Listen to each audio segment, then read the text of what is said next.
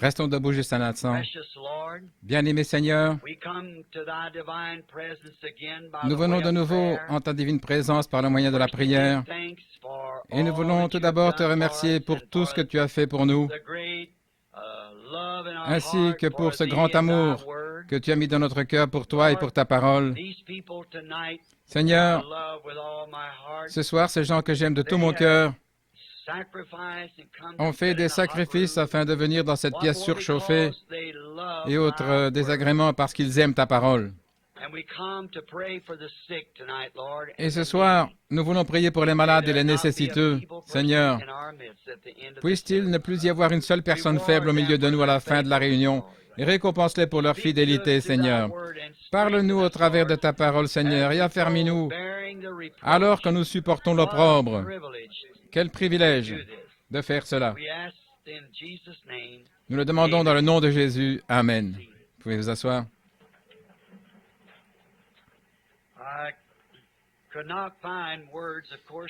Je ne pourrais évidemment pas trouver de mots pour exprimer ma gratitude envers un groupe de gens tels que celui-ci qui vient de s'asseoir dans ce bâtiment.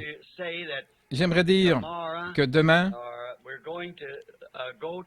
ou lors de la prochaine réunion, nous irons à Topeka dans le Kansas,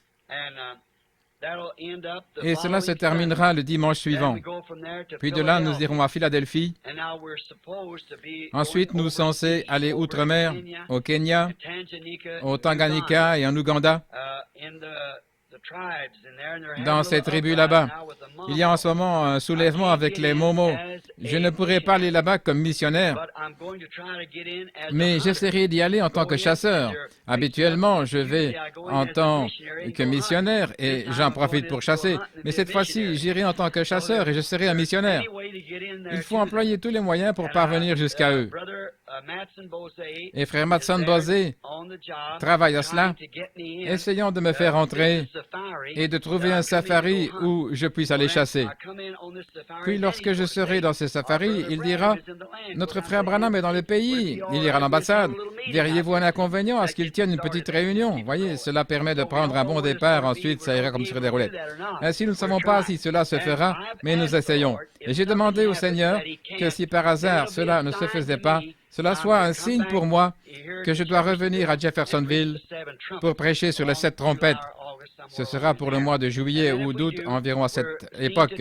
Et si nous faisons cela, nous nous occuperons aujourd'hui d'essayer d'avoir cette salle de classe avec air conditionné, car cette fraîcheur serait très agréable. On peut y mettre de 1500 à 1800 personnes, et il y a de l'air conditionné. C'est un nouveau bâtiment situé à quelques rues d'ici. Et nous l'avons demandé une fois, et ils n'ont pas voulu nous le donner, et celui qui ne voulait pas nous le donner a été licencié. Et l'homme qui l'a remplacé dit que nous pouvons l'avoir chaque fois que nous le voulons. Nous sommes donc très heureux de l'avoir. Nous pourrions ainsi l'avoir maintenant et vers le mois de juillet. Combien prieront pour cela, si c'est la volonté du Seigneur, à moins que quelque chose ne nous en empêche? J'aime l'Arizona. Vous savez, c'est un merveilleux pays. J'ai toujours souhaité y vivre. Frère Ben, si tu pouvais déplacer ceci.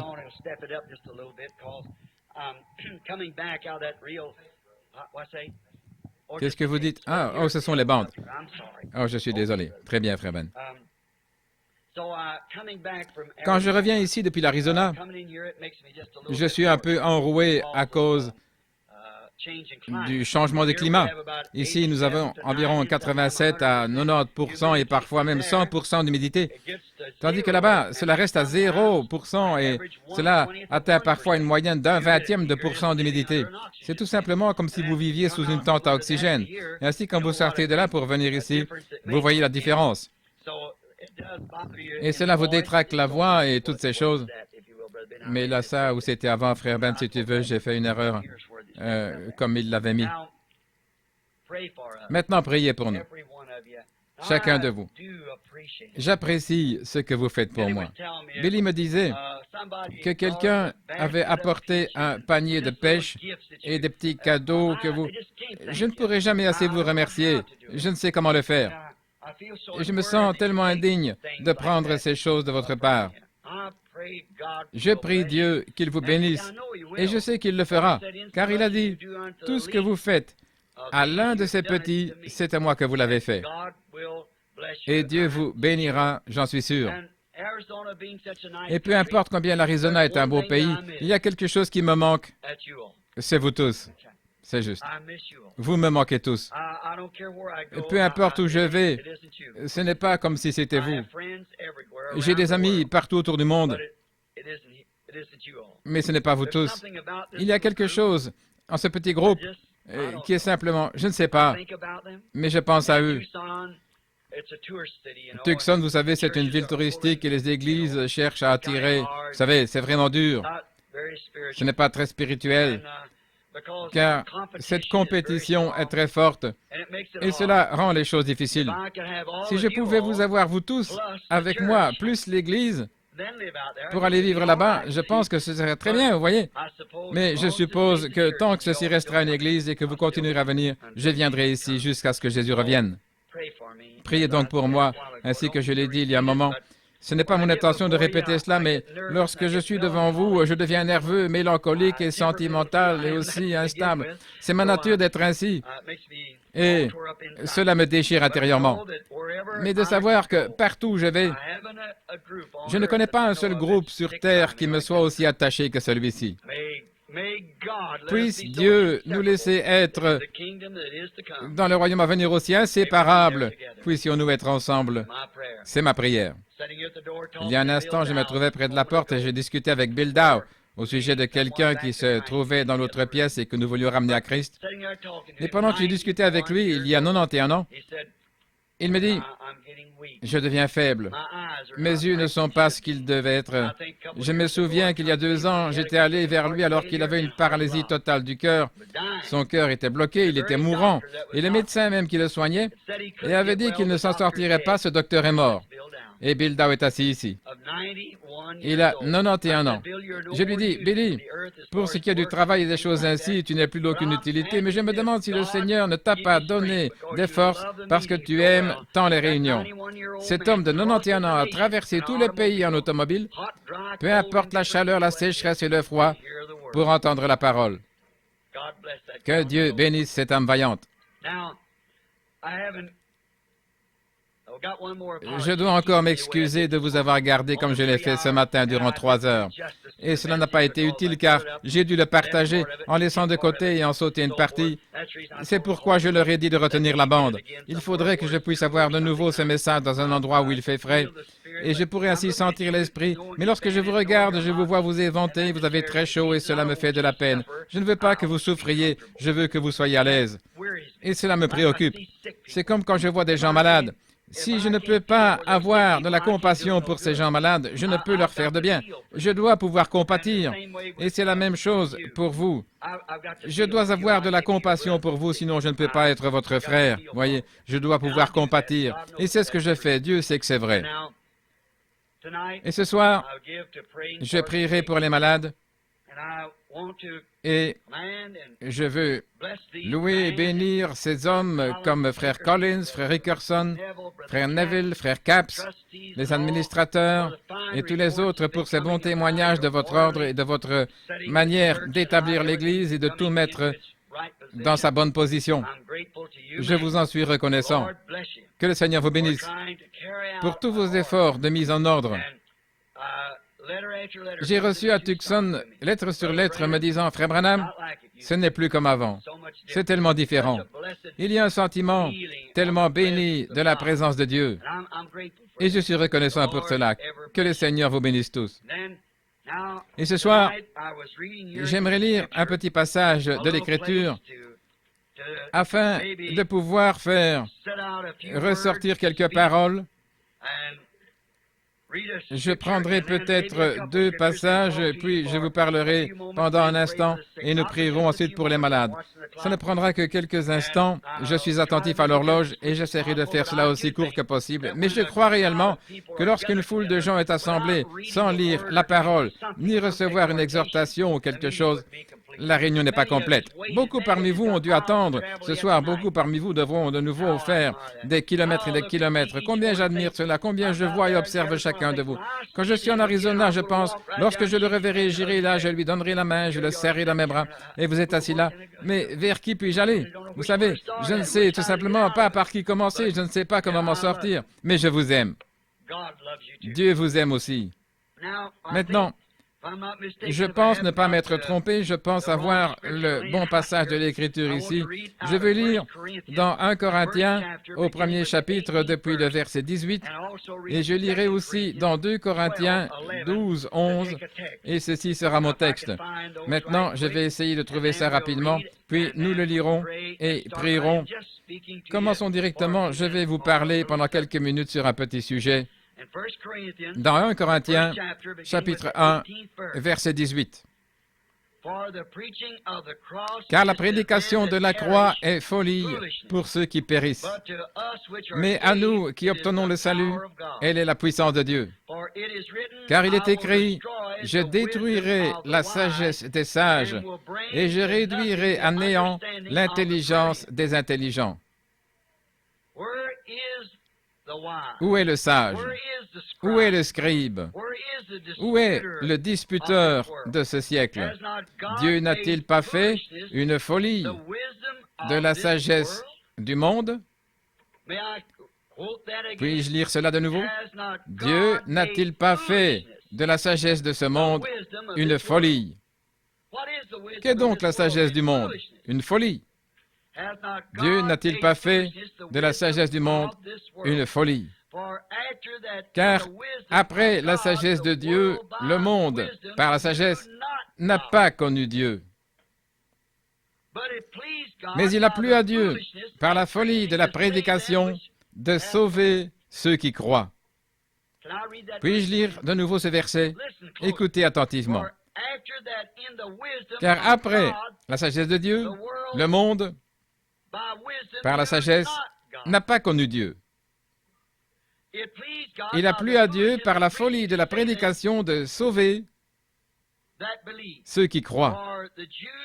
Puisque les Juifs demandent des miracles et que les Grecs recherchent la sagesse, mais nous prêchons Christ crucifié aux Juifs, occasion de chute, aux nations, folie, mais à ceux qui sont appelés, et Juifs et Grecs, Christ, la puissance de Dieu et la sagesse de Dieu, parce que la folie de Dieu est plus sage que les hommes et que la faiblesse de Dieu est plus forte que les hommes. Et dans 2 Corinthiens, chapitre 12, verset 11, c'est Paul qui parle. « Je suis devenu insensé. Vous m'y avez contraint. Car moi, j'aurais dû être recommandé par vous. Car je n'ai été en rien moindre que les plus excellents apôtres, quoique je ne sois rien. » Prions.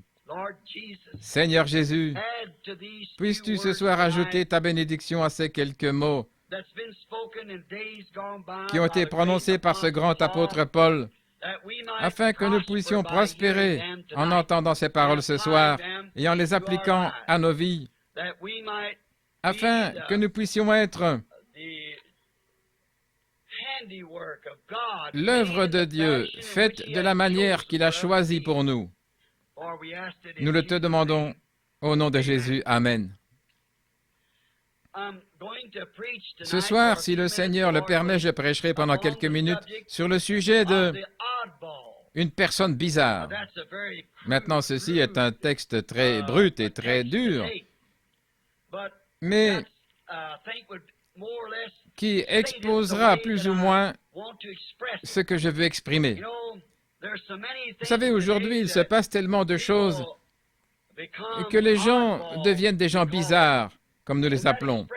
Si quelqu'un a déjà entendu cette expression, il saura qu'elle désigne une personne étrange, qui semble bizarre aux autres. Et il ne fait aucun doute que pour les autres, nous sommes des gens bizarres. Un jour que je descendais dans la rue à Los Angeles, en Californie, je vis une personne très étrange qui se comportait de manière bizarre. Cet homme descendait la rue sans précipitation, mais comme s'il faisait une promenade de l'après-midi. J'allais de l'autre côté de la rue pour voir ce qu'il faisait. Tout le monde tournait là autour et se moquait de lui à cause de son étrange comportement. J'ai remarqué qu'il portait une pancarte. Et je voyais tous ces gens qui se moquaient de cet homme étrange et bizarre. C'est comme ça que je le remarquais, et tandis que les gens le regardaient et se moquaient de lui, il semblait avoir un autre genre de sourire, un sourire de contentement. Les sourires que lui adressaient les autres étaient plutôt destinés à le ridiculiser. Mais il semblait satisfait de ce qu'il faisait. Eh bien, cela donne matière à penser lorsqu'un homme est satisfait de ce qu'il fait et croit que ce qu'il fait est juste, bien qu'il semble être un original pour quelqu'un d'autre. Il croit que ce qu'il fait est juste et il en est satisfait et qu'il reste donc ainsi. Et tandis que je m'approchais de cet homme, j'ai remarqué qu'il y avait sur sa poitrine une plaque ou une pancarte sur laquelle était inscrit « Je suis un fou ». Et en bas, il y avait « À cause de Christ ». En grandes lettres, « Je suis fou ». Et en bas, « À cause de Christ ». Et tout le monde se moquait de cela. Et alors que le petit homme se frayait un chemin à travers la foule, railleuse, et poursuivait sa route, je me retournai pour voir ce qu'il y avait dans son dos. Et il s'y trouvait un grand point d'interrogation, et en dessous il y avait cette inscription « Et vous, de qui êtes-vous le fou ?» Eh bien, je pensais, il y a quelque chose là. Mais il semblait satisfait de pouvoir être un fou à cause de Christ. Et c'est là ce que Paul disait être devenu, un fou à cause de Christ. Frère Troy, les hommes d'affaires du plein évangile, c'est un bon ami. Il est charcutier. Et il a attrapé une sorte de germe dans la main en coupant du porc. Je me demande si quelqu'un connaîtrait de quel germe il s'agit. C'est un germe qui dévore. Il dure l'amputer de 3 doigts afin de sauver sa vie. Et il n'a plus que 2 doigts sur une main. Et pourtant, il est resté bouché. Et il y avait un jeune Allemand qui travaillait avec lui, un boucher qui avait débarqué à Los Angeles. Et il essaya d'amener ce jeune Hollandais à Christ. Mais il disait qu'il était luthérien et que tout était en ordre pour lui. Il était satisfait d'être un chrétien, car il appartenait à l'église luthérienne, comme il disait. Un soir, frère Troy eut le privilège de l'amener à l'église. Il s'appelait Henry. Et en anglais, Henry, c'est dit Heinrich. Donc il l'appelait Heini. Vous avez entendu cette expression? Il a dit, Heini, que dirais-tu de venir ce soir à l'église avec moi? Bien, dit-il, je crois que j'irai. Il alla donc dans une réunion à l'ancienne mode où ils avaient une réunion de prière. Et il fut réellement convaincu et donna son cœur à Christ. Oh, le lendemain, le jeune Hollandais était vraiment dans la joie. À chaque instant, il se mettait à marcher dans le bâtiment, il levait les mains en l'air en disant « Loué soit Dieu, merci Seigneur Jésus ». Et il attirait l'attention de tous. Vous voyez, il devint bizarre pour tous les bouchers. Et tandis qu'il coupait sa viande, il se mettait à penser au Seigneur et il commençait à crier de joie. Il posait son couteau, il allait, venait dans les couloirs, non de manière hystérique, mais simplement en adorant Christ et disant « Oh, combien je t'aime, Jésus !» Il allait et venait ainsi, vous savez. Et le patron vint et le vit agir ainsi. Et comme il allait et venait en criant de joie, le patron, il n'avait même pas remarqué le patron, il pensait à Jésus. Et il recommença à lever les mains en l'air, et les larmes roulaient sur ses joues. Il disait, « Oh Dieu, combien je t'aime !» Et le patron lui dit, « Heini, Mais qu'est-ce qui t'est arrivé? Il ajouta, tout le monde dans l'équipe parle de cela. Qu'est-ce qui t'est arrivé, Heine? Le jeune Hollandais dit, oh patron, gloire à Dieu, je suis sauvé.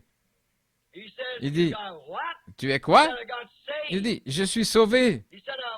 Je suis allé à une petite mission là-bas avec frère Troy et j'ai été sauvé. Et Jésus est venu dans mon cœur et je suis tellement rempli d'amour. Il dit, tu es sûrement allé chez cette toquée. En anglais, nuts, c'est aussi des écrous. Et il dit, oui, gloire à Dieu. Merci Seigneur pour les toqués, les écrous. Vous savez, si vous prenez une automobile qui descend la rue et si vous enlevez tous les écrous, il ne vous reste rien d'autre qu'un tas de ferraille. Eh bien, tout ce que je sais, c'est que le jeune Hollandais avait raison. Si vous enlevez tous les écrous tiennent le tout ensemble. Et je crois que c'est parfois ce qui tient l'Église ensemble, ainsi que la civilisation. Il y a quelques jours, en rentrant d'une visite à Prescott, j'observais le désert et j'ai remarqué le nombre de jardins japonais qu'ils ont là à Phoenix. Et ils ont là des fleurs, des belles fleurs.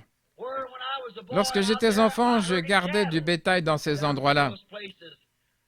Il n'y avait pas d'herbe et les vaches vivaient simplement de fleurs de cactus et de choses ainsi. Et j'ai remarqué que l'on cherchait à développer les cultures dans le désert. Et nous voyons que dans le désert croissent les cactus et non les fleurs. Et dans la maison que nous louons, Sœur Larson, je crois qu'elle était ici ce matin, je l'ai vue. Elle a un parterre de fleurs à l'extérieur de la maison. Là, il n'y a que du sable. Elle a donc mis de la terre dans des plates-bandes à fleurs de chaque côté du duplex. Et je dois sortir chaque matin pour arroser ces fleurs. Si je ne les arrose pas, elles meurent. Et puis je dois utiliser un spray afin de les préserver des insectes qui pourraient les dévorer. Et si vous allez juste un peu plus haut, à environ 10 mètres de là, des fleurs poussent. Elles poussent dans le désert et vous pourriez creuser 10 mètres de profondeur et ce ne serait rien d'autre que de la poussière. Il n'y a pas d'eau du tout, rien. Rien que de la poussière. Et qui les vaporise? Vous voyez? Celles qui se trouvent dans les parterres de fleurs, si vous négligez de les vaporiser et de les arroser, les termites ou les punaises, les poux les dévoreront.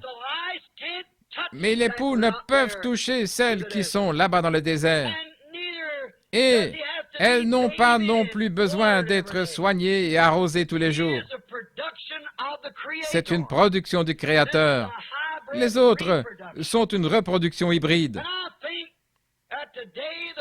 Et je crois que la raison pour laquelle le christianisme est devenu aujourd'hui une folie pour les hommes, c'est que nous avons un paquet de reproductions et non d'authentiques chrétiens. Nous avons un tas de reproductions qui doivent être soignées, vaporisées, afin de rester dans l'Église.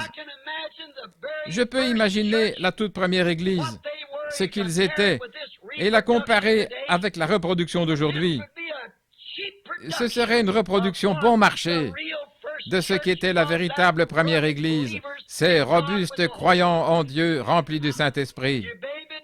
Vous n'aviez pas besoin de les soigner, vous n'aviez pas besoin de les féliciter, ni de dire que vous les prendriez dans votre communauté. Aujourd'hui, s'ils sont fatigués, ils iront ailleurs et vous en faites des diacres s'ils quittent leur Église pour venir ici. Ça, c'est une reproduction hybride. Je pensais à la peinture originale de Michel-Ange. Je crois qu'il s'agit du Dernier souper. Je crois que c'est lui qui a fait ce tableau. Réalisez-vous ce que vous coûterait cette peinture originale? Un nombre incalculable de milliers de dollars ne pourrait acquérir cet original, car il est au-dessus de tout prix. Sa valeur est si élevée. Mais vous pouvez en acheter une reproduction bon marché pour environ 2 $. C'est pourquoi aujourd'hui, les gens ne peuvent comprendre la vigueur des vrais, des authentiques croyants. Ceux-ci deviennent pour eux des toqués, des cinglés. Vous savez, le monde suit tellement ses ornières jusqu'à chaque instant. Vous avez besoin d'un toqué pour le redresser. Prenez quelqu'un d'un peu différent en scène et il devient un toqué pour cette génération. L'autre jour, je réfléchissais et me demandais qui aujourd'hui est capable, qui n'est pas un toqué. Vous êtes toujours un toqué pour quelqu'un. Je crois que le monde devient complètement fou. Saviez-vous que c'est maintenant le temps où les gens ne peuvent plus distinguer ce qui est juste de ce qui est faux, ni la vérité de l'erreur? Saviez-vous que les politiciens ne peuvent plus distinguer ce qui est juste de ce qui est faux? Voyez-vous, comme ils restent silencieux face à ce vote concernant le retour de la Bible dans l'école, ils ne savent pas de quel côté le vent de la politique va souffler. Pensez à cela. J'ignore comment cela se passe maintenant en Indiana, mais dans l'État de l'Arizona, il est contraire à la loi de lire la Bible à l'école. Je pense qu'il en est de même en Indiana, ainsi que dans la quasi-totalité des États-Unis, parce qu'une femme incroyante a changé tout le programme. Et souvenez-vous qu'il est contraire à la loi de lire la Bible dans les écoles publiques, mais l'impôt des croyants permet à l'enseignement des choses immorales dans les écoles. La politique. Nous avons besoin d'un autre Abraham Lincoln. Nous avons besoin d'un autre Patrick Henry. Nous avons besoin d'un Américain qui puisse tenir ferme sans considérer ce qu'est la politique et appeler juste ce qui est juste et faux ce qui est faux. Saviez-vous que les prédicateurs aujourd'hui ne peuvent pas discerner ce qui est juste de la parole de Dieu ou de la dénomination de l'Église? Ils ne savent pas quel chemin prendre. Ils ne peuvent pas discerner le juste et le faux. Je sais que c'est ce que dit la Bible, mais notre Église dit ceci. Vous voyez, les gens ne sont pas capables de discerner le juste du faux. Or, tout ce qui est contraire à la Bible est faux. La parole de Dieu est juste et toute parole d'homme est mensonge, car elle est contraire à cette parole. Et lorsque vous essayez de soutenir ce qui est juste en un temps comme celui-ci, vous devenez un cinglé, un écrou, un cinglé.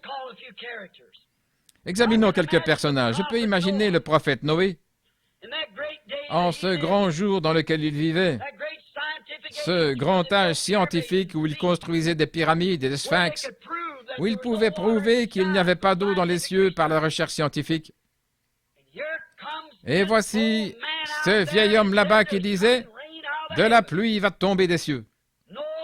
Noé était un cinglé pour cette génération.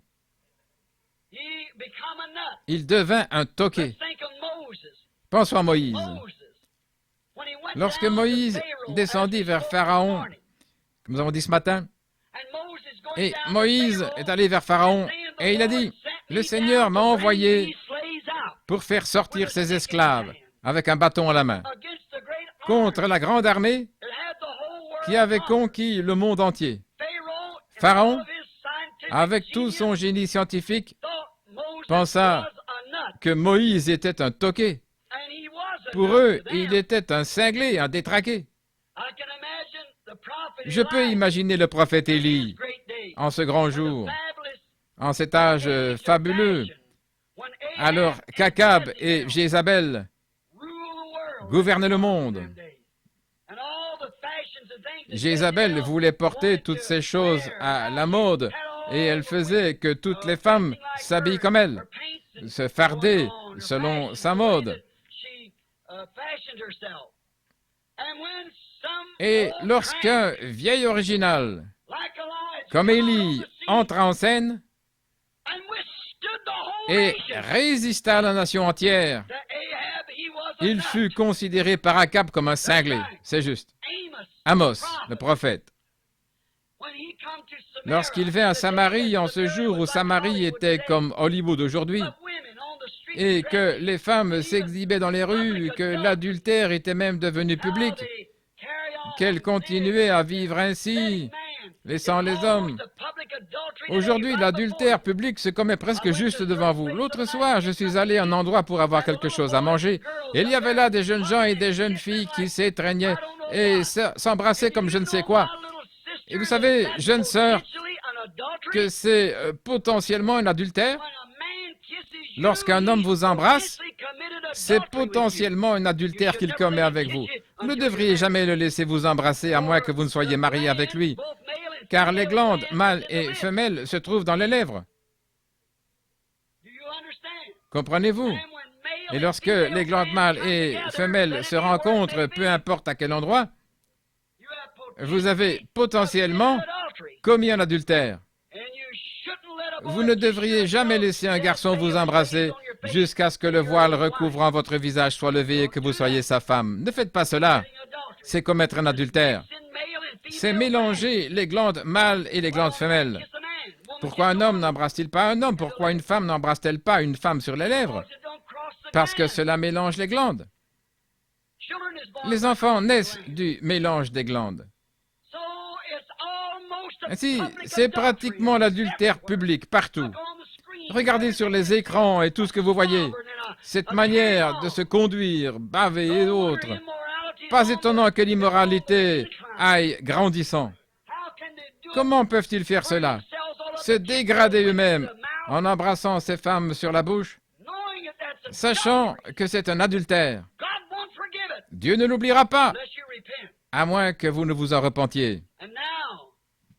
Et maintenant, lorsque se leva ce grand prophète Amos, il est considéré comme un prophète mineur car on a peu d'écrits de lui, mais il avait la parole du Seigneur et il jeta les regards sur cette ville et il vit ces parcs où les hommes passaient leurs bras autour des femmes et les femmes passaient leurs bras autour des hommes, tout simplement un Hollywood moderne.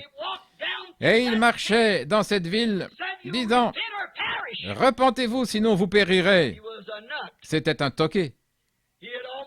Il s'était presque présenté à eux comme un fou.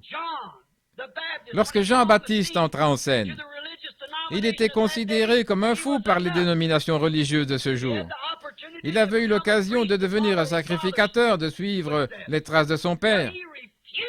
Mais il refusa de le faire.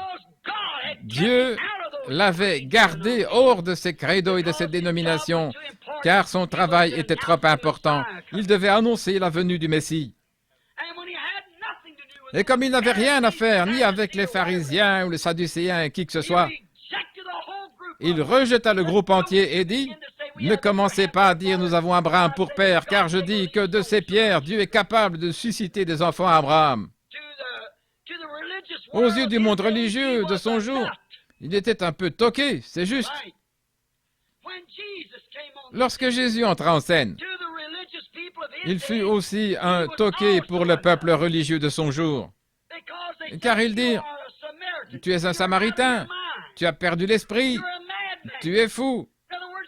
Autrement dit, c'était un homme insensé. Voilà ce que notre Seigneur et Sauveur était pour ce peuple. Il n'est pas étonnant que Paul, qui avait été instruit par Gamaliel dans le but d'être prêtre, sacrificateur, qui avait eu un jour l'occasion de devenir un grand prêtre, sur le chemin de Damas, il a été renversé par une lumière surnaturelle. Il leva les yeux et comme il était juif, il savait que cette colonne de feu était ce qui conduisait son peuple. Et il dit, « Seigneur, qui es-tu » Il a dit, « Je suis Jésus. » Et lorsqu'il renonça à son éducation, il abandonna toute la théologie qui lui avait été inculquée dans les écoles. Il devint un simple prédicateur des rues. C'était un toqué. Il a dit, « Je suis devenu un fou. » Et les gens pensaient qu'il était fou, hors de lui. Il a dit à Festus, « Je ne suis pas fou. » Simplement, il connaissait le Seigneur. Mais connaître le Seigneur dans un groupe religieux, j'espère que vous ne manquerez pas ceci. Connaître Jésus aujourd'hui, au milieu d'un groupe religieux, fait de vous un toqué. Ça n'a pas changé. Je pourrais m'étendre longuement là-dessus, mais je vais me dépêcher pour la ligne de prière. Martin Luther, ce petit prêtre allemand, prit un jour le pain de la communion le jeta sur les marches et il dit, ceci n'est pas le corps de Jésus-Christ.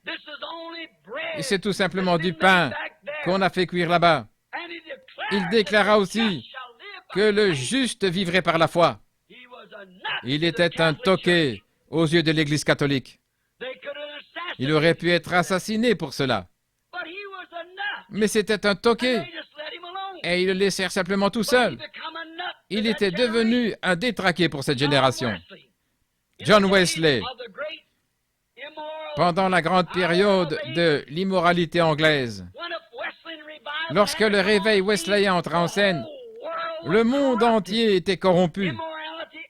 Il y avait de l'immoralité partout. L'Église anglicane avait tellement dégénéré qu'il n'y avait plus de réveil, selon la pensée calviniste.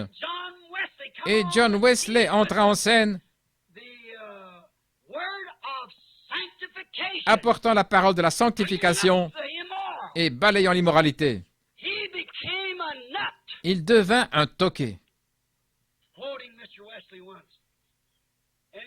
Wesley nota une fois dans son livre qu'il marchait sur un sentier. Lorsqu'un homme de l'Église anglicane, ils pensaient tous qu'il était fou.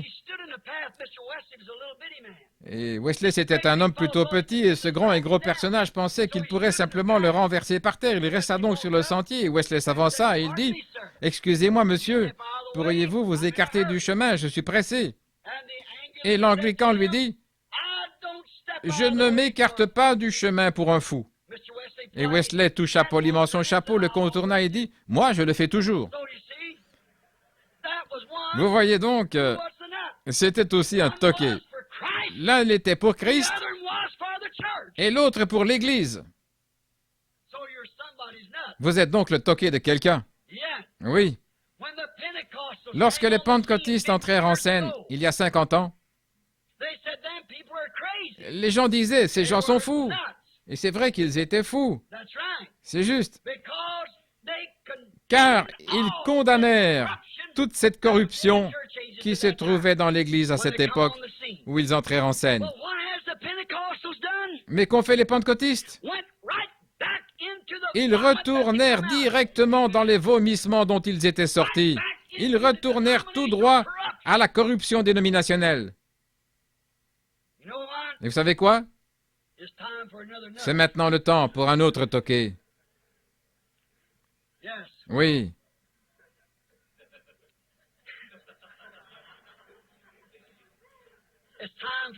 C'est maintenant le temps pour un autre. C'est juste. Remarquez. Un toqué, un écrou. C'est le même mot en anglais. Avant d'avoir un boulon correspond à cet écrou. Et cet écrou est vissé ou fileté au boulon par un pas de vis, sinon il ne s'adapte pas. Remarquez. Tout ce qui était au jour de Noé était vissé au message de l'Évangile. Noé, le toqué, les attira dans l'arche. Cela dépend de ce qu'est votre pas de vis, de ce à quoi vous êtes vissé. Si vous êtes vissé au monde, c'est lui qui vous attirera. Si vous êtes vissé à la parole, c'est elle qui vous attirera. Cela dépend de ce à quoi vous êtes vissé. Ça dépend du toqué que vous voulez suivre. Mais Noé, étant toqué avec la parole de Dieu, était un toqué pour l'âge scientifique et religieux dans lequel il vivait. Et il attira dans l'arche tous ceux qui étaient prédestinés. C'est-à-dire le boulon qui avait été fait avant l'écrou. Le boulon doit être fileté selon l'écrou. Satan, lui aussi, a des boulons et des écrous. Ce sont des boulons et des écrous des royaumes de ce monde. Pharaon était tout autant un toqué aux yeux de Moïse que Moïse l'était pour Pharaon. Pharaon, avec toutes ses astuces scientifiques, avait attiré sa nation à lui-même. Noé, en étant un toqué pour Dieu, attira l'Église vers la terre promise. C'est Moïse. Ça dépend de quelle manière vous êtes vissé. Il attira l'Église hors d'Égypte, comme Noé avait attiré l'Église hors du monde dans l'arche. Moïse attira l'Église hors d'Égypte vers la terre promise de Dieu. Maintenant, faites attention, car ces écrous et ces boulons se ressemblent tous. Observez simplement le pas de vis. Dans Matthieu 24, 24, il dit que cela séduirait même presque les élus. À présent, les Américains et les dénominations du monde entier ont besoin d'un toqué. Les méthodistes, les baptistes, les presbytériens sont tous dispersés dans ceci ou cela, et tous se combattent mutuellement. Mais après tout, ils sont tous vissés au même boulon. C'est pourquoi Dieu leur a donné un boulon et leur a envoyé un écrou, le Conseil mondial des Églises. Cela les réunit tous ensemble. C'est juste.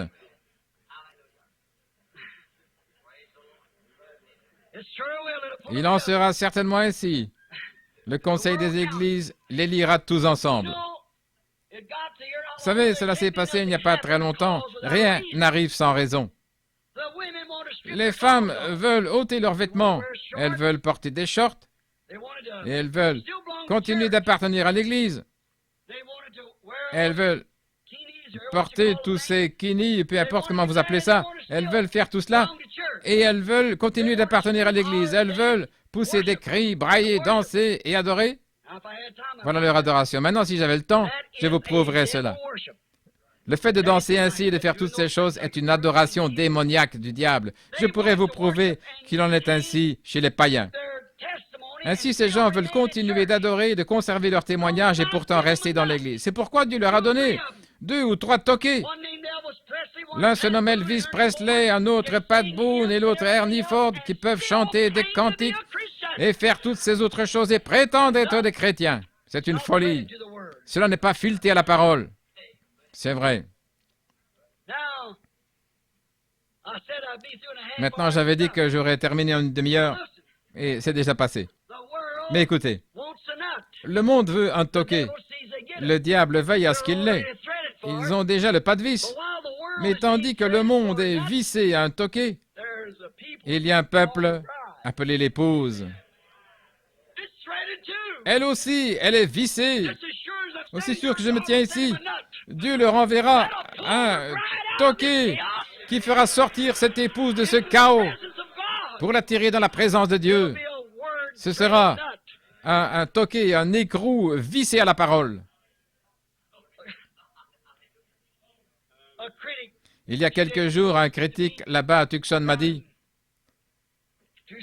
à Tucson, vous savez, certains font de vous un toqué et d'autres font de vous un Dieu. Et je dis, eh bien, en somme, ça va très bien ainsi. Je savais qu'il essayait de me critiquer. Il dit, les gens pensent que vous êtes un Dieu. Et j'ai dit, eh bien, je savais que les gens ne font pas cela. Mais je savais qu'ils ne comprendraient pas cela car ils se trouvent de l'autre côté, vous voyez. J'étais donc sûr qu'ils ne comprendraient pas cela. Aussi, je lui dis, ce n'est pas très éloigné de la parole de Dieu, n'est-ce pas? Je lui fis simplement savoir que nous n'étions pas perdus, que nous savions où nous étions, que nous savions quelle sorte de voile nous avions et quelle sorte de vent soufflait sur ces voiles et nous savions quel était notre pas de vis et quel était notre écrou et où nous étions. Je dis, ceci n'est pas tellement contraire à la parole de Dieu, n'est-ce pas? Je dis, souvenez-vous que lorsque Dieu envoya Moïse vers les enfants d'Israël, il en fit un Dieu. C'est juste. Et il fit d'Aaron, son frère, un prophète. C'est juste. Jésus dit que tous les prophètes étaient des dieux. Ces hommes étaient des dieux, des hommes. C'est juste. Dieu l'entendait de cette manière. Écoutez. Cette parole que nous prêchons et cette parole que j'ai donnée ce matin, Dieu se cachant derrière une peau, derrière la peau d'un blaireau, Dieu se cachant derrière la peau d'un homme. Vous voyez? C'est ce qu'il fait. Lorsque Dieu se manifesta au monde, il se cachait derrière un voile, derrière la peau d'un homme appelé Jésus. Il était voilé, se cachait lui-même derrière la peau d'un homme appelé Moïse. Et ils étaient des dieux. Non pas des dieux, mais ils étaient Dieu, le Dieu unique, qui changeait simplement de masque, faisant chaque fois la même chose en apportant cette parole. Vous voyez, c'est ainsi que Dieu agit. Il sait que l'homme doit voir quelque chose. Nous sommes tous nés dans le monde.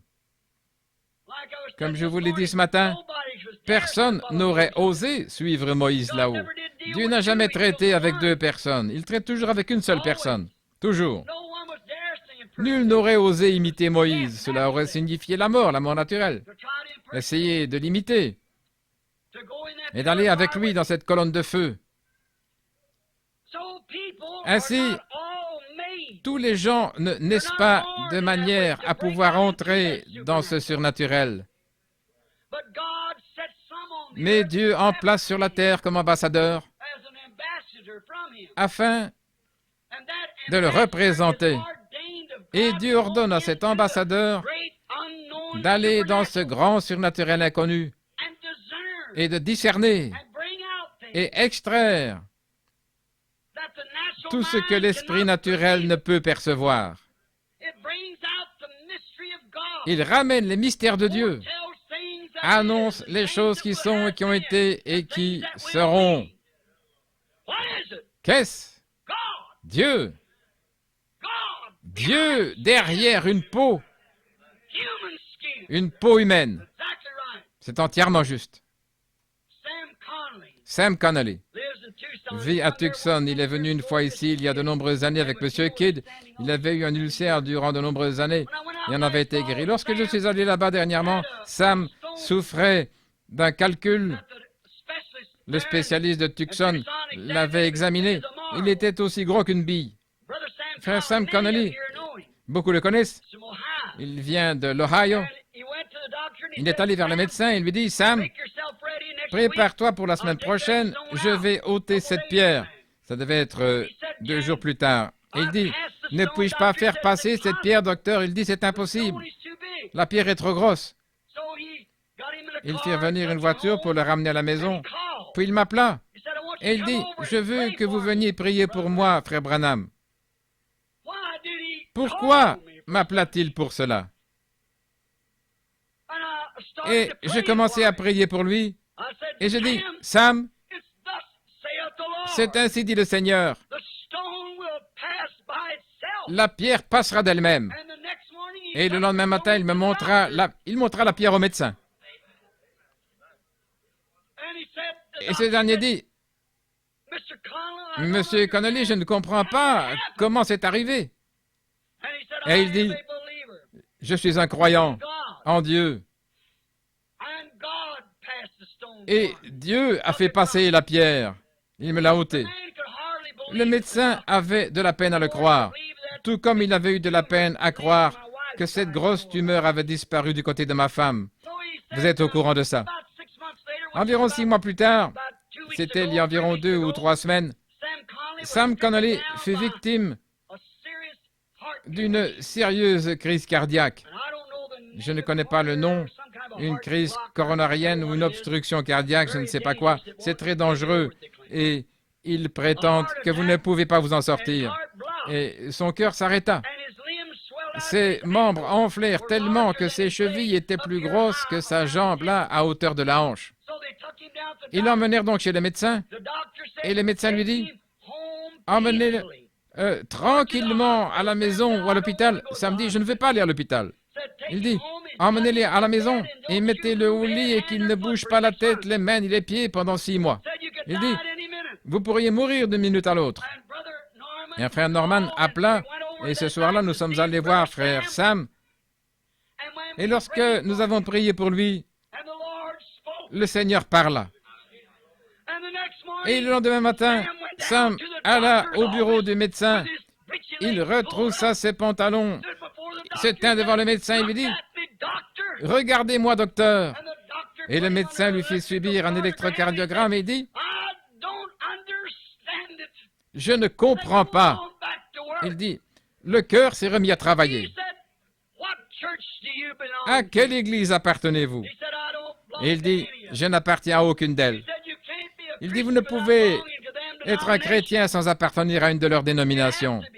Vous devez être un de leurs membres. » Vous voyez, c'est tout ce que ce médecin connaissait.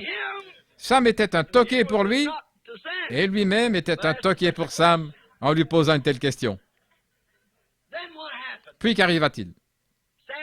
Ça me revint en disant, Frère Branham, que puis-je répondre à quelqu'un qui me dit de telles choses? Dites-lui que vous appartenez à la seule et unique Église.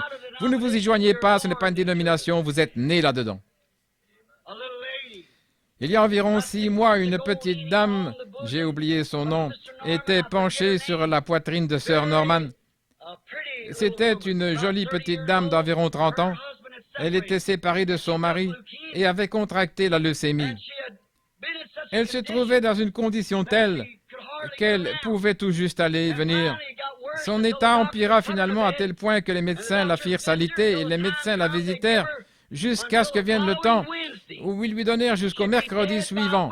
Avant mercredi, elle serait morte.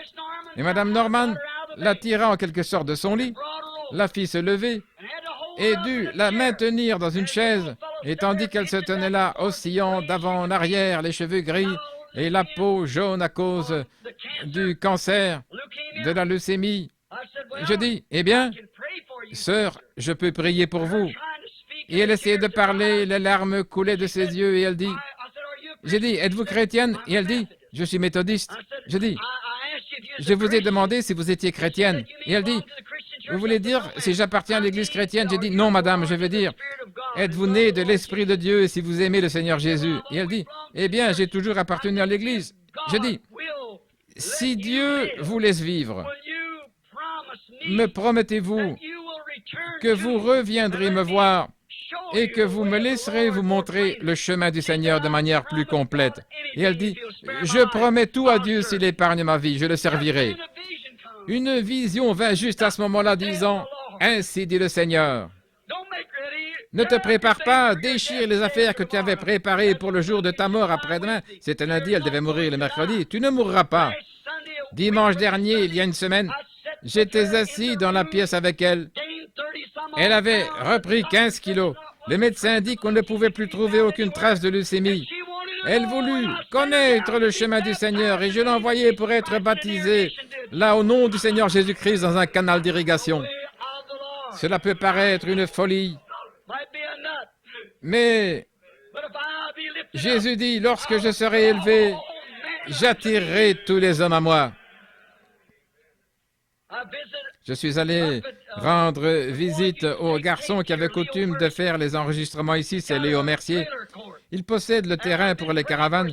J'avais été prié pour des gens et j'ai prié pour une petite dame qui s'appelait Locard, je crois.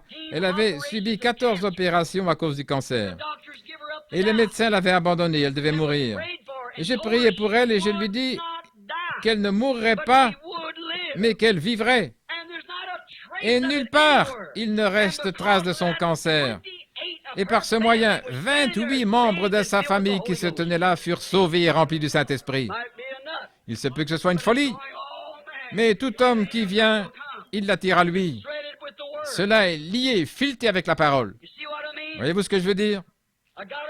J'ai ici une lettre qui est arrivée avant-hier, elle se trouve là sous la pile. L'automne dernier, lors d'une partie de chasse, au printemps passé, c'était il y a 1 an, nous étions avec un garçon indien du nom d'Oscar, avec lequel nous chassions sur les grands chemins là-haut, à cet endroit où l'ange du Seigneur devait conduire ce caribou et ce grizzly argenté. Vous vous en souvenez? Et ce garçon, alors que je marchais, il entra dans la tente. Et lorsque Bud me pria de demander la bénédiction, il mit ses gants. Il les avait enlevés parce qu'il était à cheval. Il se préparait à sortir. Il était catholique et il ne voulait rien avoir à faire avec cela. Et l'automne passé, il se tenait près de moi alors que sa mère se trouvait derrière, là, en train de mourir d'une crise cardiaque. Il dit, reviendrez-vous prier pour elle? Je retournai dans l'aptitude d'Indien. Ils étaient tous rassemblés autour de sa mère qui est en train de mourir. Elle ne connaissait pas un mot d'anglais et le Saint-Esprit descendit. Et par le moyen d'un interprète, sa fille lui dit ce qui était arrivé. Il l'appela même par son nom. Il lui dit qui elle était, de quelle tribu elle venait et comment cela se passerait. Et elle fut guérie à l'instant même. Et le lendemain matin, lorsque je retournai les voir, après avoir fait une course de 40 miles pour recevoir un mouton, là, ils étaient tous installés là. Ils se préparaient à monter à cheval pour aller sécher la viande des lans. Et je dis, hier soir, lorsque j'ai prié, j'ai dit, notre Père qui es aux cieux, vous avez tous continué en récitant la prière catholique, et bien sûr, je vous ai laissé faire. Et je dis, Maintenant, je vais simplement remercier Dieu. Nous ne récitons pas des prières, nous prions. Et elle dit, nous ne sommes plus catholiques. Elle dit, nous croyons ce que vous croyez. Nous voulons que vous nous preniez tous et que vous nous baptisiez de la manière que vous baptisez. Nous voulons le Saint-Esprit. Pendant le voyage de retour, le garçon avait perdu ses chevaux des mois auparavant et il n'avait pas pu les retrouver. Et le guide le grondait disant, « Oscar, tu aurais mieux fait plutôt que laisser tes chevaux. » Depuis ce temps, les ours certainement les ont mangés. Et Oscar restait près de moi et un soir, il me dit, « Puis-je vous demander quelque chose? » J'ai dit oui. Et il dit, « Frère Branham, priez que Dieu me rende mes poneys. » Et j'ai dit, « Bud dit qu'un ours les aura dévorés. » Il a dit, « Frère Branham, demandez à Dieu que Dieu rende ses poneys à Oscar. » J'ai dit, « Tu crois ça, Oscar? » Il dit, « Je le crois. Dieu a rétabli ma mère. Dieu vous dit où se trouve l'ours, où se trouve le gibier. Ce Dieu qui sait où se trouve le gibier sait où se trouvent mes chevaux. » Il y a un an, alors que je me tenais là derrière avec Fred Sothman, il est ici ce soir, et mon fils Billy Paul, le Saint-Esprit descendit.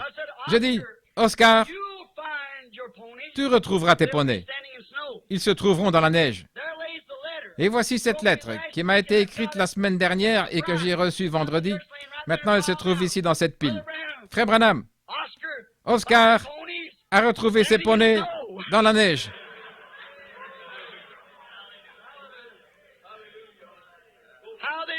Comment ils ont survécu, nul ne le sait. À cette époque de l'année, au mois de juin, il y a tellement de neige, ils étaient entourés de 20 ou 30 pieds de neige. Comment ont-ils pu survivre pendant l'hiver dans ce canyon? Oscar peut y parvenir avec des chaussures à neige, mais il ne peut naturellement pas mettre des chaussures à neige à son poney. Mais il les a retrouvées selon la parole du Seigneur. Cela peut sembler être une folie. Mais croyez simplement une fois. Cela dépend de votre pas de vis. Maintenant, cela ne pourra pas être relié à une dénomination. Cela ne peut être relié, fileté qu'à la parole. Certains dans le monde croient cette parole. Il faudra un toquet pour enlever cette épouse de là. Car l'épouse et l'époux sont un. Et Dieu est un. Et la parole est Dieu. Il faut qu'on soit fileté à la parole. Et elle tirera l'épouse hors de ces dénominations. Oui, cet homme voulait me critiquer. Vous savez, cela me rappelle ce que nous avons dit ce matin. Dieu se cache derrière une peau, derrière la peau d'un homme. Une petite histoire, puis je terminerai. Je suis désolé de vous avoir gardé depuis déjà 45 minutes. Cela se passait dans un foyer chrétien. Et je racontais ceci à ce critiqueur. Dans ce foyer, ils croyaient en Dieu, ils avaient un petit garçon, et il était très effrayé par l'orage. Il y avait des éclairs, et oh, il était terriblement épouvanté. Chaque fois qu'il y avait un éclair, il courait sous la table. Et un soir, un gros orage vint sur la ferme, là où il vivait, et les arbres se pliaient, les éclairs illuminaient le ciel, il se faisait tard. La mère dit à Junior, « Junior, monte et va au lit. » Et elle dit, « N'aie pas peur, monte. » Junior, qui était en pyjama, monta les escaliers, il regardait en arrière, il était sur le point de pleurer. Il s'allongea, il se couvrit la tête, il essayait de dormir, mais il ne pouvait pas y arriver à cause des éclairs qui illuminaient la fenêtre. Donc il appela. « Oh maman, monte ici et dors avec moi. » Et elle dit, « Junior, rien va te déranger. Ces éclairs ne peuvent te faire aucun mal. » Il dit, « Mais maman, viens dormir avec moi. » La maman monta donc les escaliers et s'allongea sur le lit avec son fils. Et elle dit, « Junior, mon petit garçon, maman veut te dire quelque chose. » Elle dit, « Junior, nous sommes une famille chrétienne. Nous croyons en Dieu. Et nous croyons que Dieu nous protège pendant les orages. Nous croyons cela. Et nous croyons que Dieu prend soin des siens. Je veux que tu crois cela, Junior. N'aie pas peur. Dieu est avec nous et il nous protégera. Junior résista encore un peu, puis il dit, « Maman, je crois aussi cela. Mais lorsque ces éclairs sont tellement près de la fenêtre, j'aimerais sentir Dieu avec une peau près de moi. »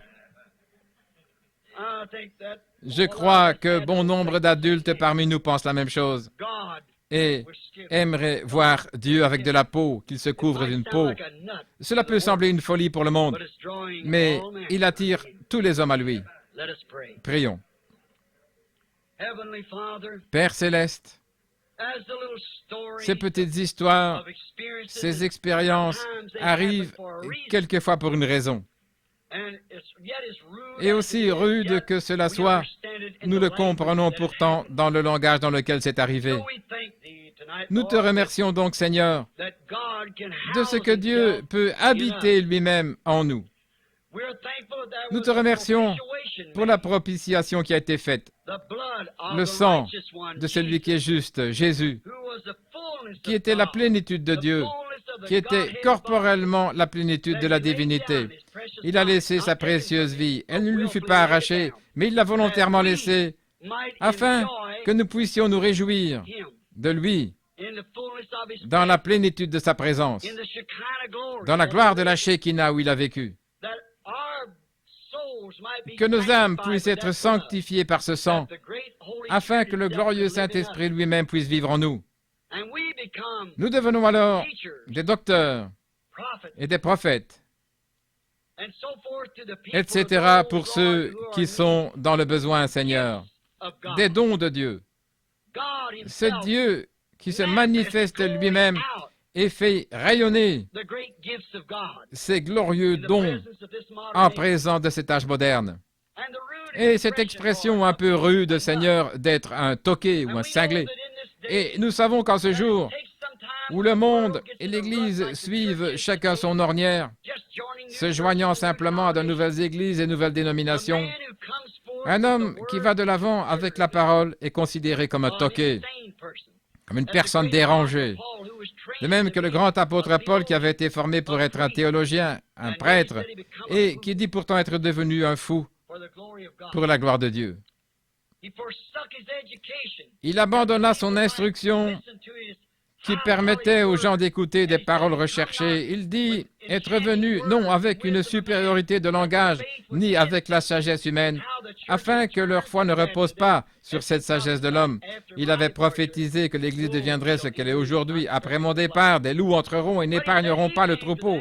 Mais il leur dit être venu à eux avec la puissance et manifestation du Saint-Esprit, afin que leur foi soit en Dieu. Père, il devint un fou pour le monde, afin de connaître Jésus.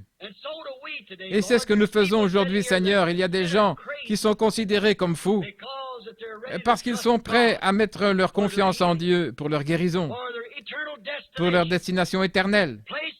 Ils mettent en jeu leur réputation en l'adorant, en le remerciant et en donnant entière liberté à leur esprit pour adorer Dieu.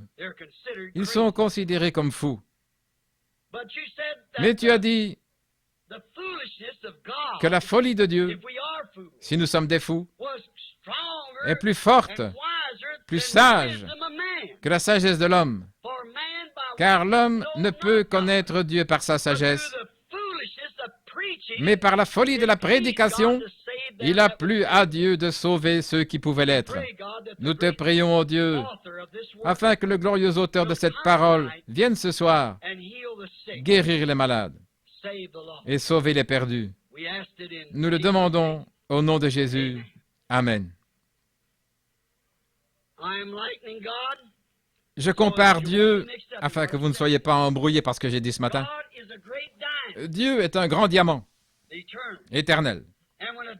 Et lorsqu'un diamant est extrait des pierres bleues d'Afrique, je suis allé dans les mines et j'ai observé ces gens tandis qu'ils procédaient à l'extraction de ces diamants, comment ces grands diamants d'un bleu flamboyant ou noir passaient au travers de la conque casseuse et sortaient de là. Ils n'ont pas tellement de forme, ils n'ont pas une forme particulière, ce sont simplement de grosses pierres. Et à ce moment-là, il n'y a vraiment aucun feu en eux, ce sont simplement des diamants, des pierres.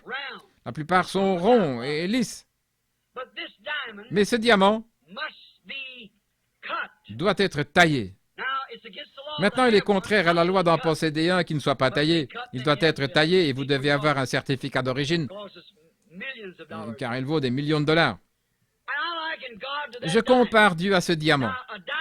Un diamant est taillé de telle sorte qu'il reflète ce qu'il y a à l'intérieur, ce feu qui se trouve dans le diamant.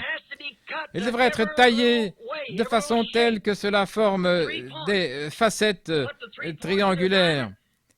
Tailler un diamant et la lumière projettera cette couleur. Vous voyez, cette couleur. Et remarquez maintenant que Dieu fut blessé pour nos transgressions, meurtri pour nos iniquités. Vous voyez, il fut taillé, meurtri, ce glorieux diamant, afin que de lui se reflètent les dons pour l'Église. Mais ce n'est pas la lumière, car la lumière doit retourner lorsque le soleil ne le frappe plus là où il a été taillé. Mais chaque petit éclat provenant de cette taille n'est pas détruit. Il sera utilisé. Beaucoup servent à la fabrique d'aiguilles de tourne-disque, Vitrola. Et ces aiguilles qui ont été tirées du diamant transmettent la musique qui a été enregistrée sur un disque. J'espère que vous voyez ce que je veux dire.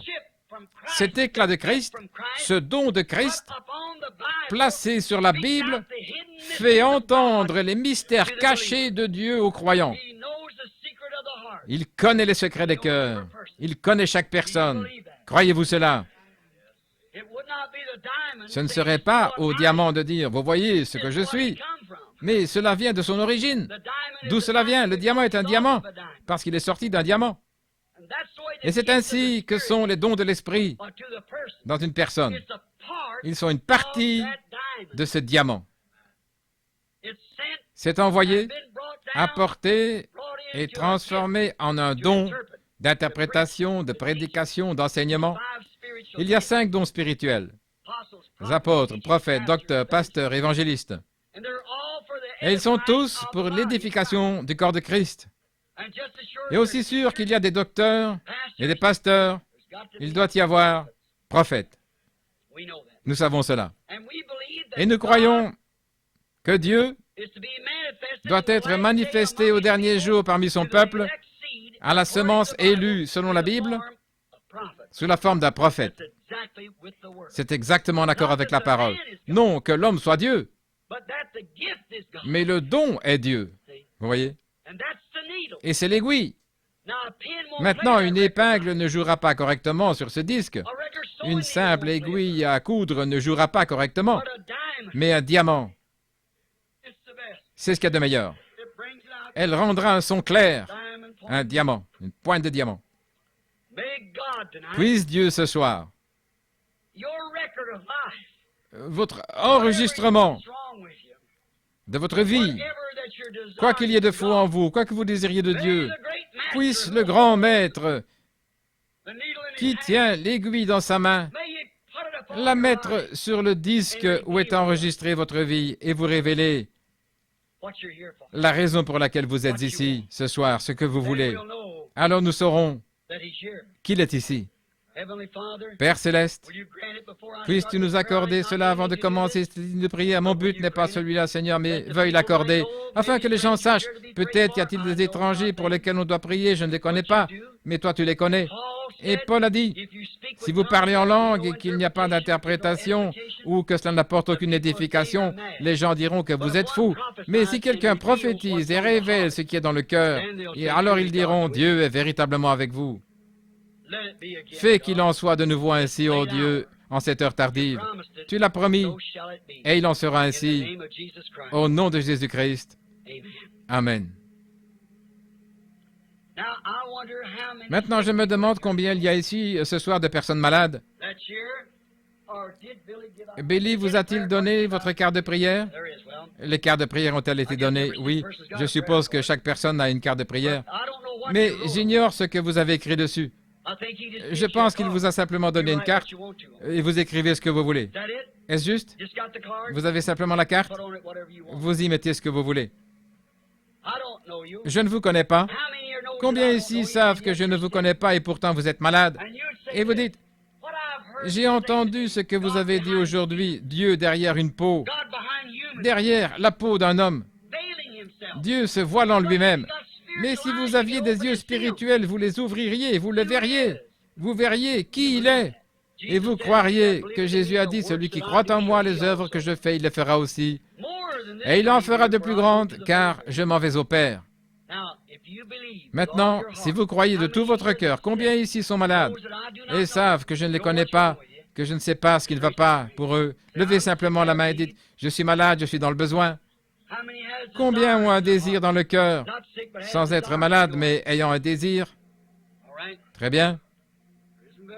J'en vois un peu qui n'ont pas levé la main. Je connais cet homme qui est assis ici, je suis sûr que c'est frère James, et je pense que voici sœur James. Frère Ben, je vois le frère qui prend les photos. Mais je donne ce défi en terminant ce message. Savez-vous que Dieu a promis que cela arriverait dans ces derniers jours? Il en a fait la promesse. Vous voyez? Ce n'est pas moi qui peux le faire arriver. Vous voyez, je ne peux pas faire cela. C'est lui qui doit le faire. Il est celui qui le fait, pas moi. Mais je crois en lui. Sinon, je ne me tiendrai pas ici pour vous dire quelque chose à laquelle je ne croirai pas. Maintenant, vous priez et vous dites, Seigneur Jésus, la Bible m'enseigne que tu es un souverain sacrificateur maintenant même qui peut être touché en sentant nos infirmités. Peu importe où vous êtes, dites simplement, je crois en toi et par la foi, je crois que cet homme a dit aujourd'hui. C'est la vérité. Voilà ce que m'a dit l'ange. Amène les gens à te croire. Et si je prononce la parole de Dieu, ce n'est pas moi que vous croyez, c'est la parole que vous croyez. Si ce n'est pas en accord, alors ne croyez pas. Mais si vous croyez que c'est la parole, alors quelle que soit la chose, priez. Croyez. Et voyez s'il peut encore révéler ce qui est dans votre cœur.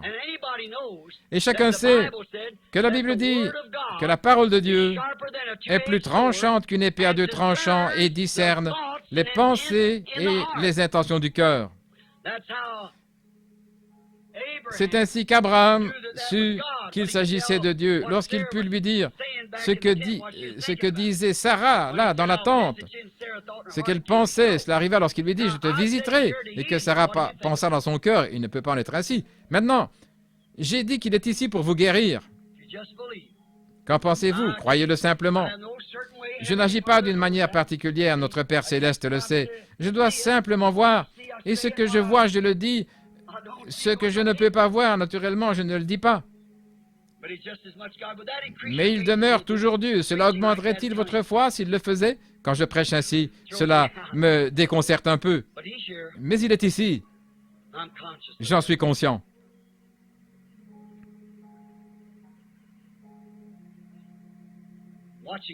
J'observe un homme tandis qu'il incline la tête juste là derrière. Sa femme qui est près de lui prie aussi.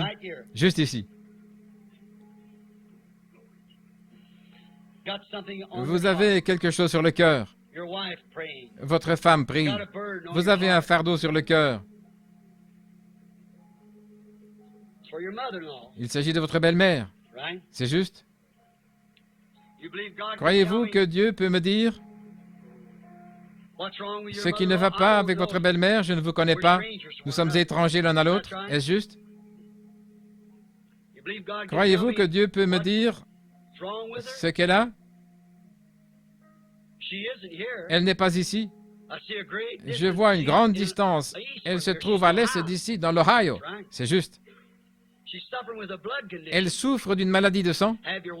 Que votre femme prenne le mouchoir dans lequel elle pleure et le pose sur votre belle-mère. Ne doutez pas, elle guérira. Croyez-vous cela? Voici une petite dame assise juste devant moi. Elle pleure.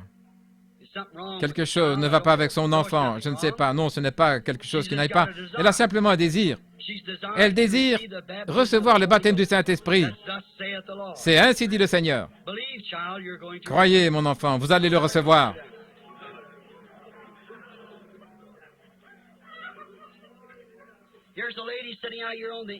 Voici une dame assise ici au bout de la rangée. Elle prie.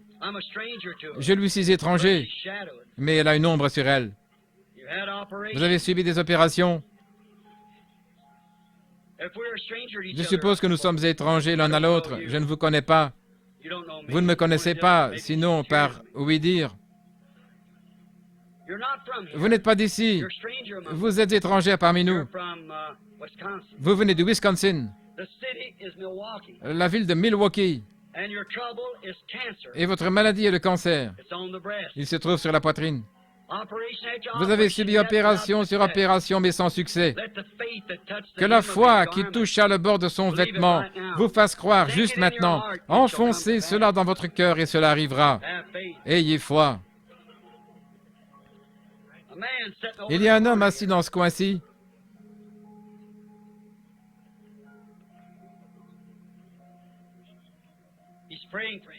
Il prie pour sa mère. Il m'est étranger. Je ne le connais pas. Mais il prie pour sa mère, qui a la même chose qu'avait la dame, un cancer. Elle en est effrayée. Vous priez aussi pour un homme.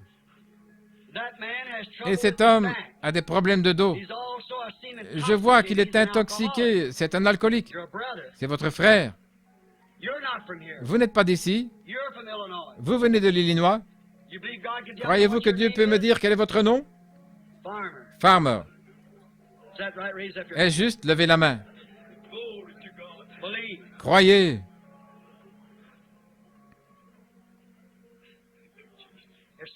Voici quelqu'un qui est agenouillé et prie pour une personne qui est allongée là sur une civière.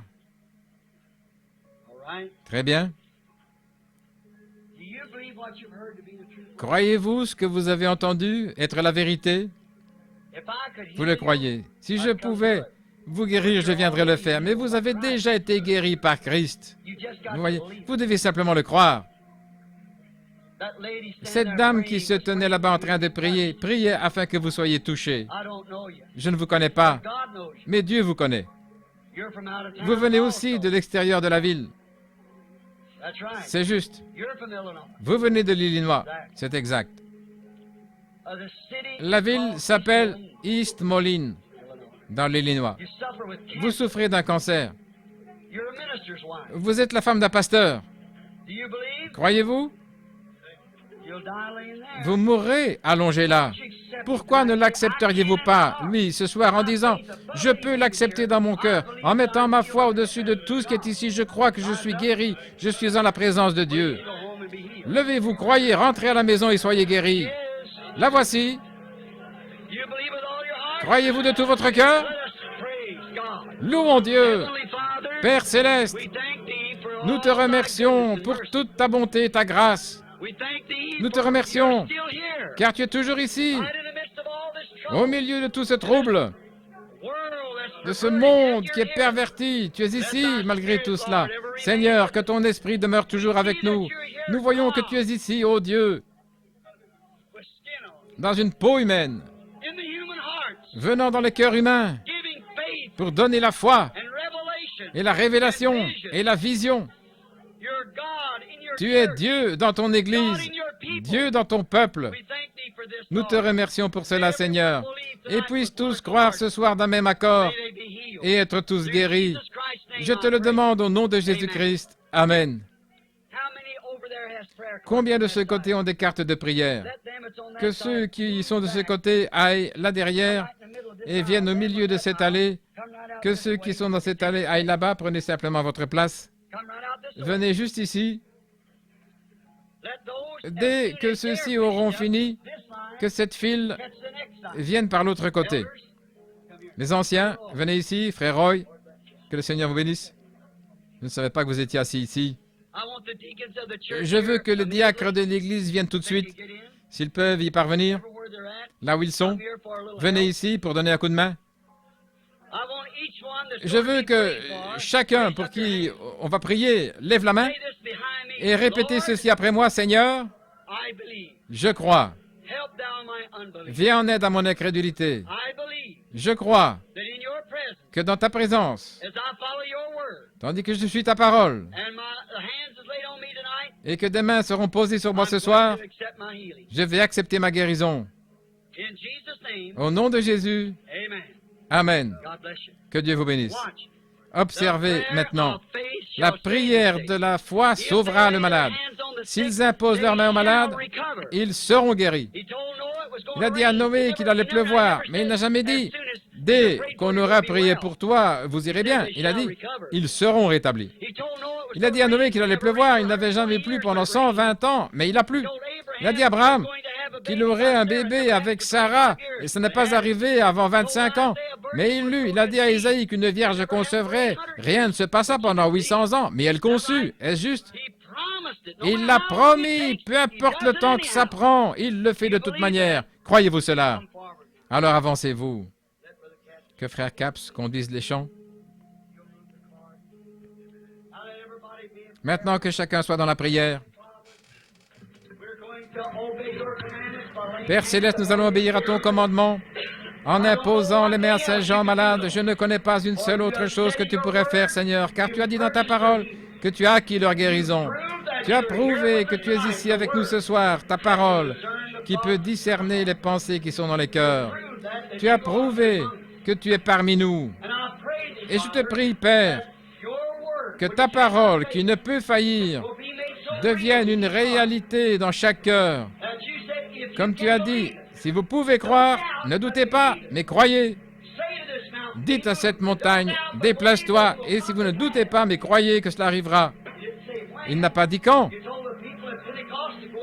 À la Pentecôte, tu avais dit aux gens d'aller attendre, là, tu ne leur avais fixé aucune heure, aucun jour, tu leur avais dit, jusqu'à ce que, à présent, ils vont accepter leur guérison. Puissent-ils ne penser à rien d'autre qu'à leur guérison, jusqu'à ce que vienne leur délivrance. Nous t'obéissons en imposant les mains à ces croyants au nom de Jésus-Christ. Amen. Très bien. Approchez-vous maintenant. Vous êtes guéris. Que Dieu vous bénisse. N'est-ce pas bon?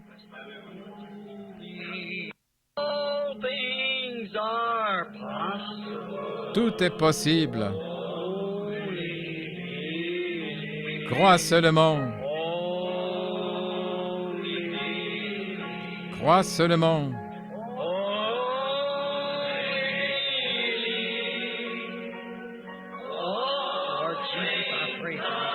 Seigneur Jésus, je prie sur ces mouchoirs, au nom de Jésus-Christ. Amen. Je me demande si nous pourrions changer les paroles. Maintenant, je crois. C'est maintenant que je crois. Tout est possible. Maintenant, je crois.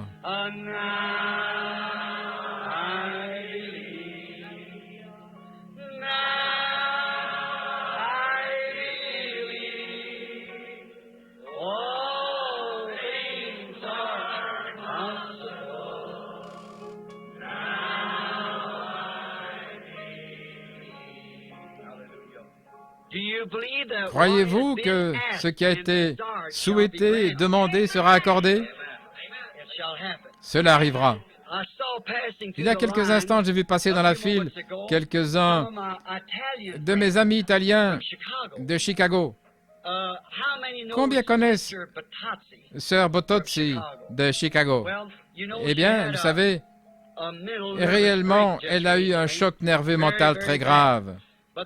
Mais l'autre matin, lors du déjeuner des hommes d'affaires chrétiens de Chicago, j'ai dit à cette sœur, sous l'inspiration du Saint-Esprit, elle revenait de ce côté et ne pouvait même pas se tenir debout. Et je lui ai dit, sœur, vous ne vous en débarrasserez pas immédiatement, mais vous irez bien. Cela peut prendre 18 mois ou 2 ans. Dans cet espace de temps, vous serez guéri. L'autre jour, tandis que je parlais avec elle, je l'entendis témoigner. Elle était tellement heureuse, elle n'avait jamais été si heureuse de sa vie. Elle était en train de conduire sa voiture et elle n'était pas tranquille. Il semblait que la présence de Dieu l'avait quittée. Naturellement, c'était mental, les nerfs, vous savez. Et tout à coup, Un flot de joie déferla sur elle, et la puissance du Saint-Esprit était sur elle. Elle pleurait, elle criait.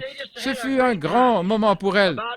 C'était il y a environ 3 ou 4 semaines, et je l'entendis témoigner dimanche avant celui-ci, et elle disait, Frère Branham, lorsque je suis rentré, j'ai noté ce que vous aviez dit en repassant cette bande, et je vis que cela faisait exactement 18 mois depuis ce jour-là.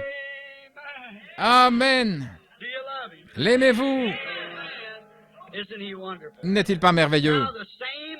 Maintenant, le même Saint-Esprit qui peut prédire exactement par sa parole, sans avoir failli une seule fois tout au long de ces années, a essayé ce soir de vous faire découvrir que Dieu n'est pas quelque objet éloigné ni quelque chose d'historique. Il est vivant au temps présent. C'est sa parole manifestée. Il s'est caché derrière un voile humain dans son Église, se révélant lui-même par votre foi et par ma foi qui se rejoignent ensemble, formant l'unité de Dieu. Je ne peux rien faire sans vous. Vous ne pouvez rien faire sans moi. Et nous ne pourrions rien faire non plus sans Dieu. Ainsi, ensemble, cela fait l'unité, la connexion. Dieu m'a envoyé dans un but, vous le croyez, et cela arrive. C'est exactement ainsi. C'est confirmé à la perfection. Peu importe ce qui ne va pas avec vous, ce que quelqu'un a dit. Si dans votre cœur, vous croyez que vous irez bien, rien ne pourra vous arrêter. C'est ce qu'il a dit. Et il a dit, le ciel et la terre passeront, mais mes paroles ne passeront point. Croyez-vous cela? Combien prieront pour moi lors des autres réunions, tandis que je m'en fais? C'est moi qui ai besoin de prières. Vous voyez, tout le monde m'a rejeté, sauf vous. Et pourtant, il y a des semences là-bas. J'ai envoyé une lettre en Afrique du Sud. Ils ne veulent pas me laisser venir, à moins que je ne signe un papier m'engageant à baptiser chacun 3 fois en avant et 3 fois en arrière, une fois pour le Père, une fois pour le Fils, une fois pour le Saint-Esprit, et à enseigner que c'est la doctrine. Je leur ai écrit une lettre en disant, tout au long de ces dernières années, le Saint-Esprit a essayé de me faire retourner en Afrique. Il veut utiliser mon ministère là-bas, où en un après-midi, 30 000 personnes acceptent Christ. Souvenez-vous que le sang de ces âmes retombera sur vous et non sur moi. Je vous ai offert de venir, mais vous ne le voulez pas. Je me demande ce qu'il en sera en ce jour où Jésus, le Fils de Dieu, sera rejeté de l'Église, où la parole sera rejetée. Mais en tout cela, il continue à se faire connaître lui-même à son peuple. N'êtes-vous pas reconnaissant? Et ce soir, j'ai posé les mains sur ces femmes, les unes jeunes, les autres âgées, sur ces jeunes hommes, des hommes âgés, et je pensais, en étant en sueur comme ça, ils sont assis là, en train d'écouter la parole que le reste du monde considère comme une folie. Vous voyez, ce sont eux les boulons, vous voyez. Dieu est ici pour visser le tout, pour vous arracher à votre maladie. C'est une promesse de la parole. Souvenez-vous que cela va commencer à se resserrer. Je les attirerai. Lorsque je serai élevé, je les attirerai. Il les retirera du milieu du monde. Certainement, il le fera. Croyez simplement, ayez foi en lui. N'ayez pas de doute. Priez pour moi. Lorsque vous n'aurez plus à prier pour personne, souvenez-vous simplement de moi. Et alors,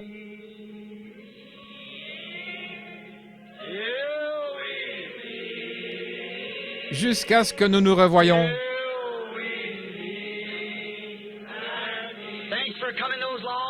Au pied de Jésus. Merci d'être venu de si loin. Que Dieu vous protège alors que vous rentrerez à la maison. Saluez tous les chrétiens. Saluez-les de la part de ce groupe ici. Que la paix de Dieu repose sur vous. Shalom. Que Dieu soit avec vous jusqu'à ce que nous nous revoyions.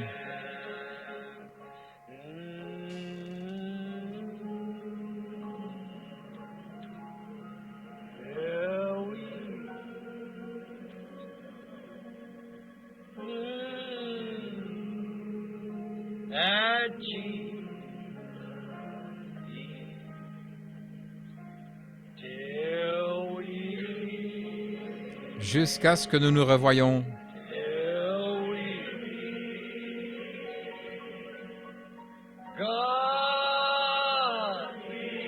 Que Dieu soit avec vous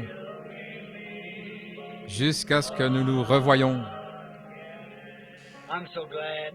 Je suis tellement content. Vous voyez, il y a beaucoup de choses que je ne connais pas, mais il en est d'autres que je connais. Je suis tellement reconnaissant pour vous. Je suis tellement reconnaissant d'être associé avec vous. Je suis tellement heureux d'être l'un de vous. Que Dieu soit avec vous. Il le sera. Il ne vous abandonnera jamais. Il ne vous délaissera jamais. Il ne vous quittera jamais. Vous êtes passé de l'autre côté du voile maintenant.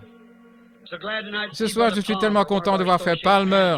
C'est l'un de nos pasteurs associés ici en Géorgie.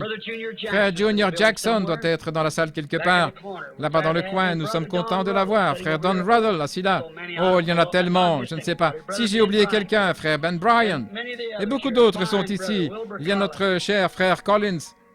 Nous sommes tellement heureux de vous avoir tous ici. Je me demande si nous pourrions nous lever un instant.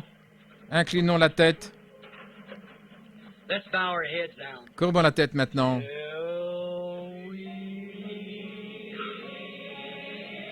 Jusqu'à ce que nous nous revoyions.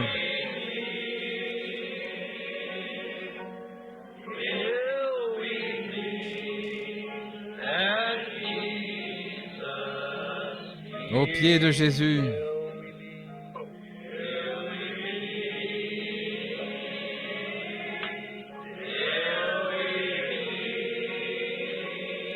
Jusqu'à ce que nous nous rencontrions de nouveau. Que Dieu soit avec vous. Jusqu'à ce que nous nous rencontrions encore. Sentez-vous cette proche communion que nous avons avec l'Esprit? Fredonnons-le. J'ai remarqué que Frère McKinney de l'Ohio était avec nous. Il y a aussi Frère John Martin et son frère. Je suis tellement heureux de vous avoir tous, frères. Il se peut que je ne vous vois même pas, mais lui vous connaît. Que mon cœur et le vôtre soient un avec le cœur de Dieu jusqu'à ce que nous nous revoyions.